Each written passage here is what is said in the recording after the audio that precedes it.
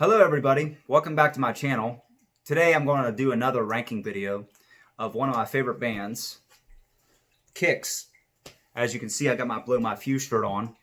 And a little brief history, the band formed in the late 70s under the name The Shoes. I think it was spelled S-H-O-O-Z-E before they eventually settled on Kix. And rumor has it that during the mid-'80s, when Kix was playing in Pittsburgh area in Pennsylvania, Bret Michaels, before he moved out to California to form Poison, rumor has it that he stole a bunch of Steve Whiteman's moves on stage, you know, as he would watch from the side of the stage and then incorporate it into Poison's gimmicks.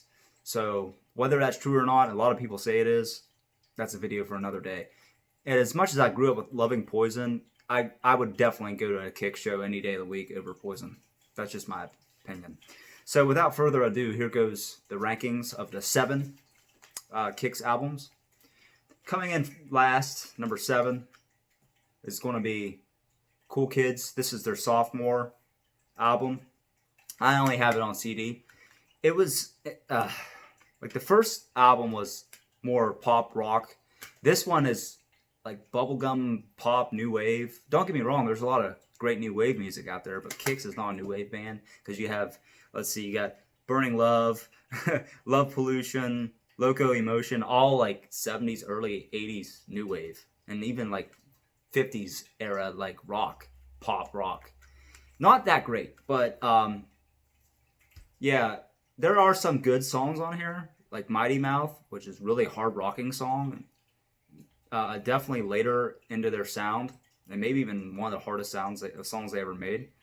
For Shame is their famous song off this album, and it is the best one. It's a really good like ballad, slow acoustic ballad. They still play.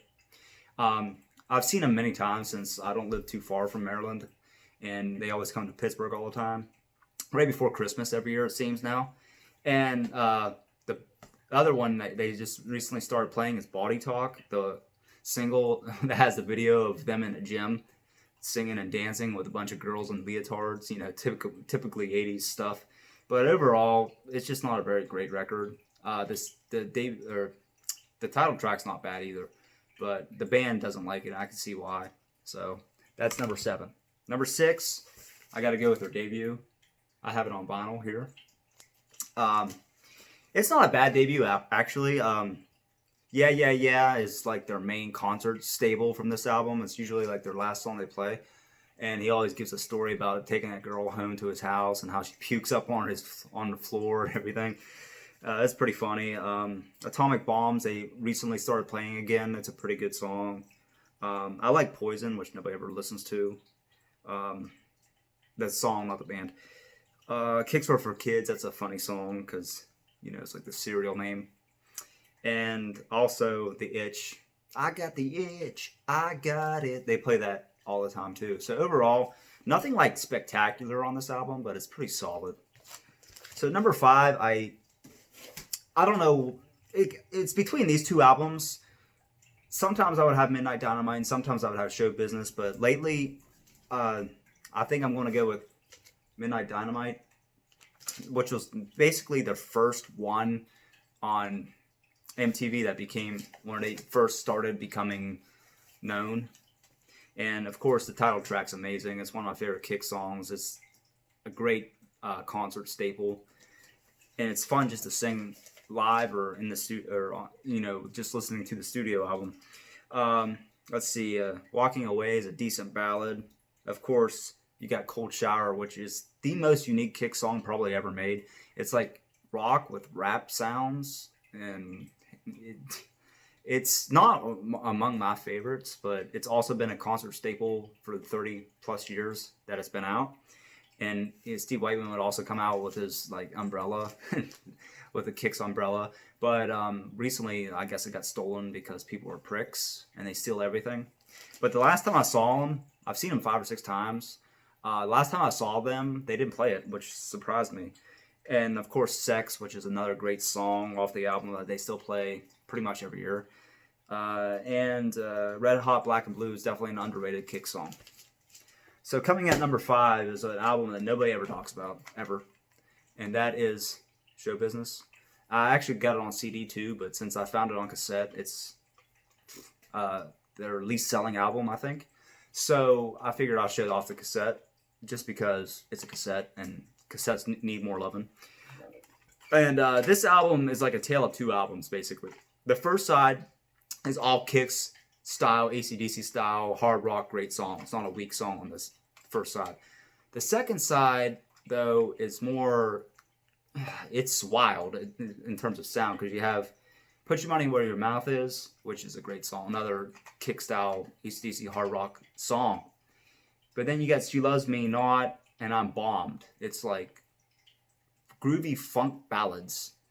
Sometimes I like listening to these songs. Other times I'm just like, it's not Kicks really, but they're okay. If You Run Around is another case. It's like a Beatles poppy rock song from the 60s. I kind of like it, but it's not, it's also anything that doesn't really resonate with Kicks has ever done since then. It's just a piano ballad, like a 60s style. But yeah, overall, it's a solid album. I would recommend picking this up if you can find it. It's probably pretty cheap, but I don't know. I haven't looked for it for a while since I already have it on CD also. But they definitely need a vinyl release for this album. Coming in at 3 is Rock Your Face Off, the newest album that came out, and the first without their signature songwriter, Donnie Purnell, and bass player. So when I knew this going in that he wasn't going to be on the album because he's just something stuck up his ass. He don't want to do anything with Kicks anymore. And he basically cussed out Steve Whiteman over the phone when they tried to get the band back together. But this album is so amazing. It was my favorite album of, I think, 2014. Yeah, because 13 was favorite album was 13 by Black Sabbath. I love that album too. But of 2014 was definitely this album. An interesting fact, this album almost beat out Blow My Fuse as their most popular, successful album on the charts. I think it only finished like 3 spots below it. So it returned to the Kicks to the top 50, the only time ever besides Blow My Fuse, and you couldn't believe it, but it's well deserved. Wheels in Motion is a great hard rock in your face song. You're Gone's a great song. Can't Stop the Show with that drum beat at the beginning, dun, dun, dun, dun, dun, dun, dun, which they play every show now, pretty much I've seen.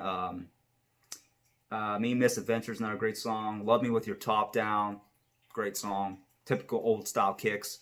And it closes out with Rock and Roll Showdown, which reminds me of like a sort of like a successor to Rock and Roll Overdose in a way from Hotwire. So this is truly a great Kicks album. I hope you check it out. You can get it on Amazon. Unfortunately, which is odd because it came out in 2014, which the vinyl revolutions started like 2010 or before that, only on CD, which sucks. I really want a vinyl release of this. But yeah, so there's the album. Also of note, it's the only, since Donnie Purnell is not in the band anymore, it's the only album currently with bassist Mark Schenker, which Schenker is a great name because you have the Rudolph Schenker and Michael Schenker, legends in the rock and metal world. But I digress. Number 2, I have this on CD in the car, but I just didn't feel like going to get it. So here's the cassette. That's Hotwire. Now, this could also be number 1 because I love this album just as much as the Blow My Fuse, but I'm basing it on just impact, I guess, and I would say, well, not just basing it on impact. It's also my favorite, in my opinion, but it's hard to beat Blow My Fuse just because it was so great when it came out, and it has all their main hits, most of them. But Hotwire, of course, has the great title track, but Girl Money, which was the video that was on MTV in the early 90s, that is one of their most popular songs, and it's really good. Tearing Down the Walls, not quite as good as Don't Close Your Eyes, but it's a pretty solid song, if simple. Rock and Roll Overdose, as I mentioned, it has a great slide guitar sound with a solo at the beginning, unlike any other Kick song I can think of. Same Jane, which they also play live all the time. And Levelaholic, which is definitely underrated. Bump the Lala, underrated. This whole album, while it may not have had like the sales success as Blow My Fuse or even Rock Your Face Off, it's probably their most solid album in terms of each song. So I would highly recommend that. And of course, as I already noted, number one, Blow My Fuse. And yeah, it has, what can you say about this album? Don't Close Your Eyes, obviously. Cold Blood, which is probably their second most famous song that they always play in concert. No Ring Around Rosie, which was in the shitty movie Johnny Be Good with Anthony Michael Hall, which also had Johnny Be Good, the cover with featuring Judas Priest, which was really terrible, in my opinion. And Priest is my favorite metal band. As you can see, my other video was a Judas Priest ranking. But yeah, that's getting off topic. And you have Red Light, Green Light, TNT. Of course, the title track, Blow My Fuse, which is always played. Dirty Boys, Red Light, Green Light, TNT. It's just a great album overall. And they're probably their most famous for a reason.